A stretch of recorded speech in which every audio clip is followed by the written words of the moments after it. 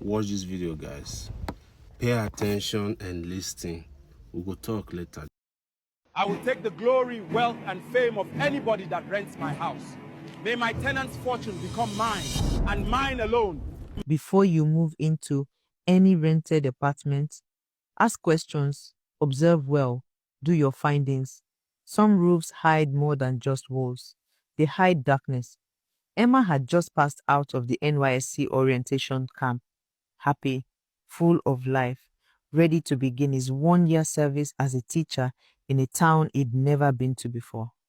But there was no corpers lodge provided. He had to find a place himself. After asking around, someone mentioned a certain Chief Austin. Go to him, they said. He doesn't collect rent from core members. He has a whole compound, many empty rooms. Out of desperation, Emma went. When he arrived at the compound, he felt it. That strange silence. The air wasn't right. It was too still, like the compound itself was holding its breath. The building was an old face me, I face you, narrow rooms stacked side by side with one long corridor. The paint on the walls had long given up. Cracks lined the floors like veins. But what stood out wasn't the building, it was the tree, right in the center of the compound. A tall, dry-looking tree with twisted branches that looked like arms wide open, as if it wanted to hug someone or hold them down. Emma swallowed. What kind of tree is this? He muttered to himself. He looked around and saw a tenant. They didn't greet. In fact, they didn't speak. Before he could think further, a man appeared, well dressed, big belly, gold ring on his finger. Ah, my son, the man said with a smile.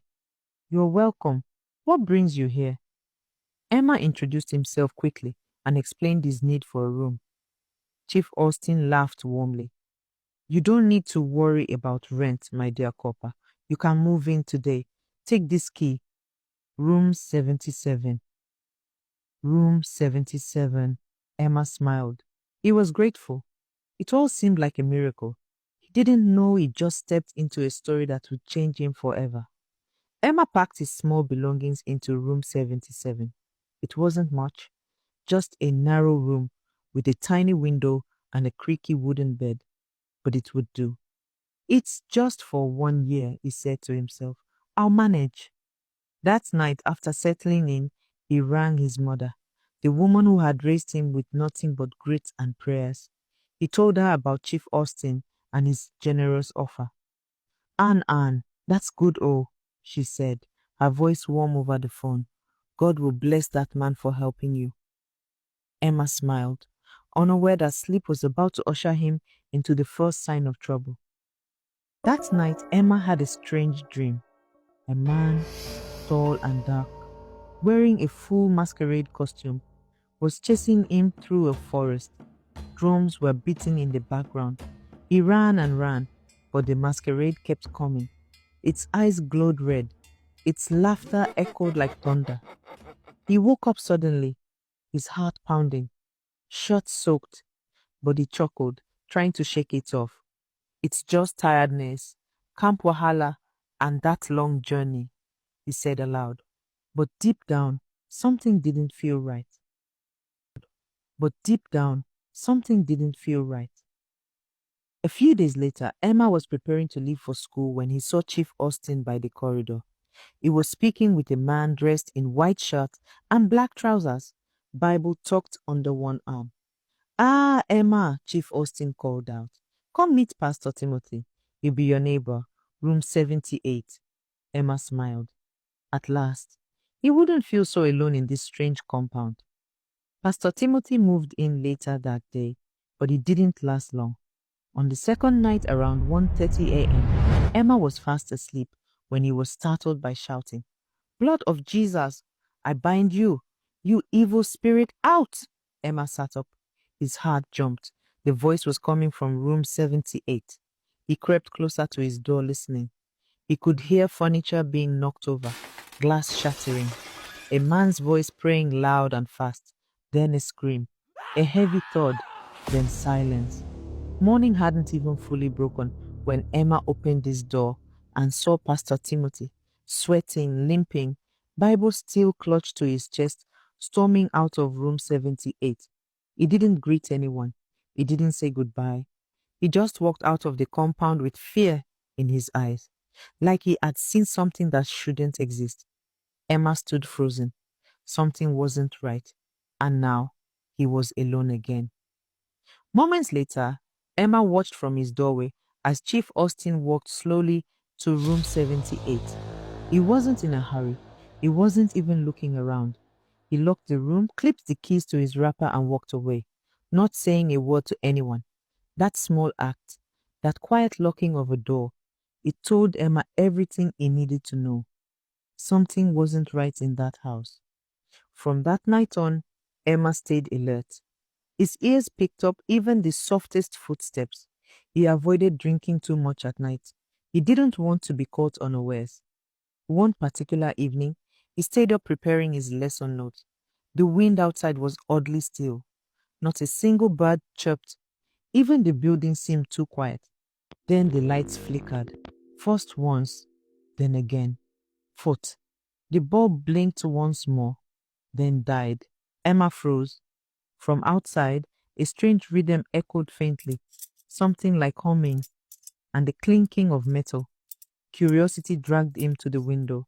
Quietly, he pulled the curtain to the side and peeped through. What he saw made his blood run cold. There, under the moonlight, was Chief Austin. He was dressed in nothing but a red wrapper, barefoot, chest bare, and in his hand, he held a bunch of keys that glimmered like silver. He was dancing, not happily, but rhythmically, slowly, circling the tall, twisted tree in the center of the compound. The tree looked even more unnatural now, with its long, crooked limbs stretched wide like a man waiting to be hugged. Chief Austin raised the keys toward the tree. "You deity," he said clearly. "His name is Timothy." He stepped into room 78 and left. He paused, then smiled. He left behind his riches, his wealth, his good fortune, and all that he carried in goodness.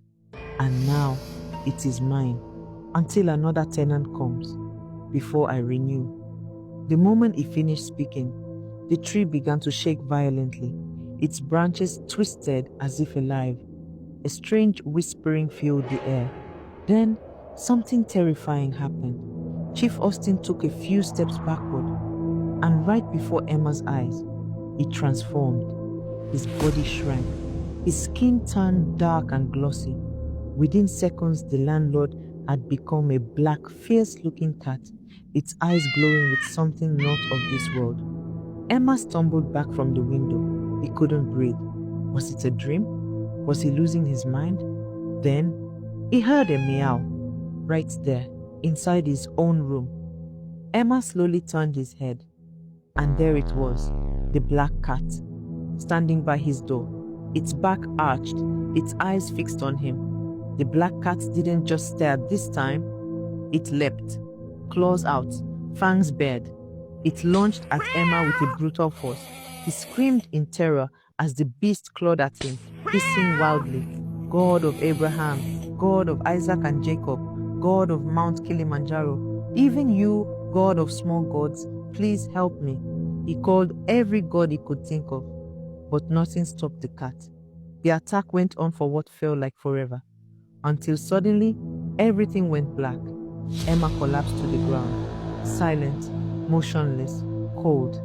It was as if the heavens had gone quiet, as if God himself had abandoned Emmanuel.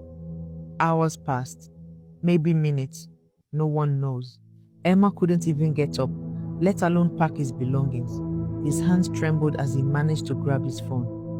With the last ounce of strength he had, he called the only person that ever truly fought for him.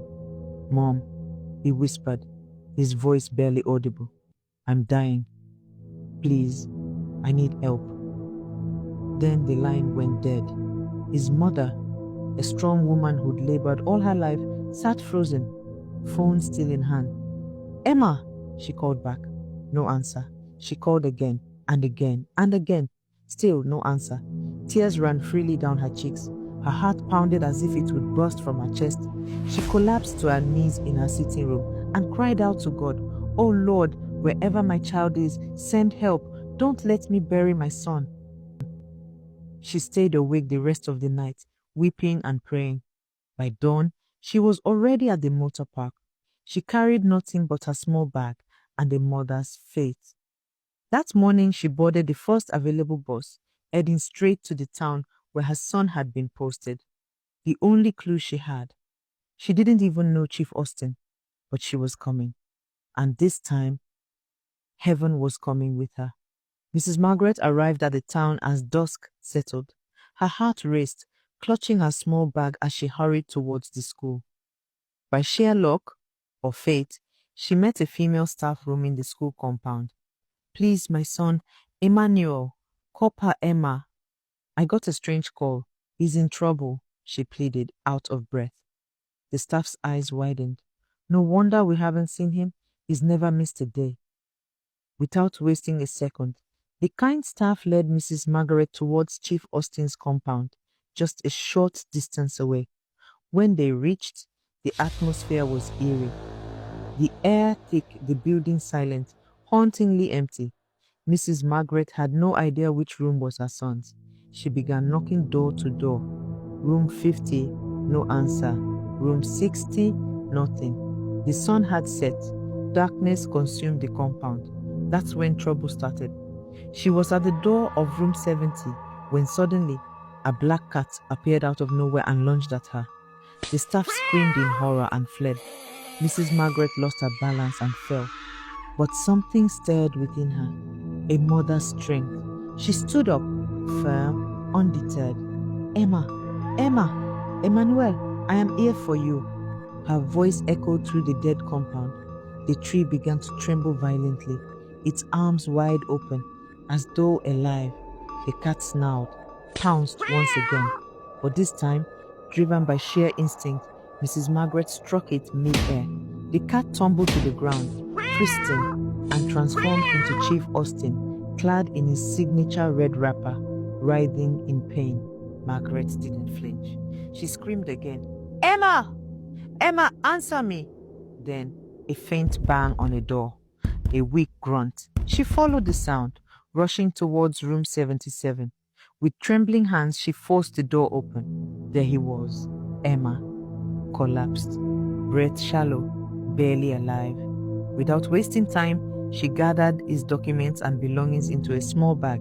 She hoisted Emma onto his feet, supporting his frail body with all her might. But when she glanced back, Chief Austin was gone, vanished. Margaret didn't wait. She dragged her son out of that cursed compound, refusing to look back. She found a nearby park and boarded the first night bus. That night, Emma and his mother left that town forever. It took months of care before Emma regained his strength.